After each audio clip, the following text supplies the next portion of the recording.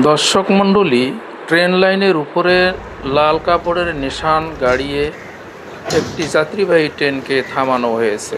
আপনারা যে ব্রিজটি দেখতেছেন, এই ব্রিজের উপরে রেল লাইনের কিছু ত্রুটি হয়েছে, এ কারণে ট্রেনটিকে থামানো হয়েছে। এই ব্রিজটি করতোয়া নদীর ওপর রেলওয়ে একটি ব্রিজ, বগুড়া শহরে। এখানে কাজ চলতেছে, কাজ শেষ হলে আবার ট্রেন আসবে। আপনারা লক্ষ্য করতেছেন অনেক দূরে সেই ট্রেনটিকে থামানো হয়েছে।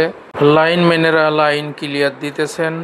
এখন ট্রেনটি ধীরে ধীরে এদিকে আসতেছে, ব্রিজের দিকে।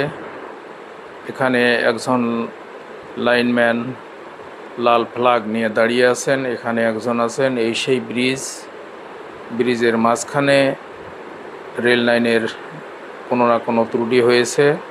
এই ত্রুটির কারণেই এখানে ট্রেন থামিয়ে দেওয়া হয়েছে এবং খুব ধীর গতিতে ট্রেনটি চলতেছে। আপনারা দেখতেছেন যেন হাঁটি হাঁটি পা পা করে যাইতেছেন। ট্রেনের ড্রাইভার মাথা বাহির করে দেখতেছেন ত্রুটি, এবং যাত্রীরা সকলেই ট্রেনের জ্বালানা দিয়ে তারা দেখতেছে কি সমস্যা। দীর্ঘক্ষণ ট্রেনটি এখানে দাঁড়িয়েছিল, এ কারণে সবাই উদ্বিগ্ন এবং জানলা দিয়ে তারা দেখতেছে উঁকি মেরে যে কি কোনো সমস্যা আছে কি না। প্রিয় বন্ধুরা, আমি আজকে বগুড়ায় গিয়েছিলাম।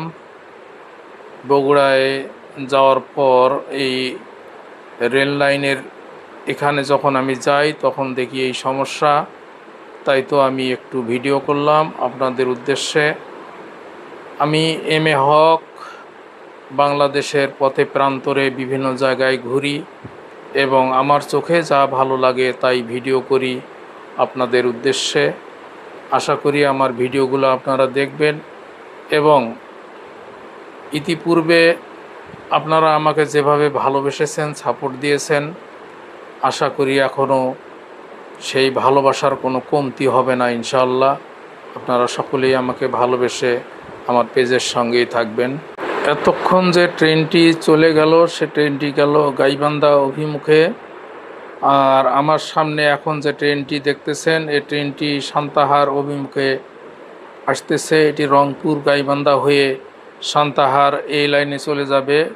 এই এলাকার মানুষ প্রতিনিয়ত তারা ট্রেনে যাতায়াত করে থাকেন। তাদের যেহেতু ট্রেনে যাতায়াতের সুবিধা আছে, সেহেতু এই এলাকার মানুষ ঢাকাসহ বাংলাদেশের বিভিন্ন জায়গা তারা ট্রেনেই সফর করেন।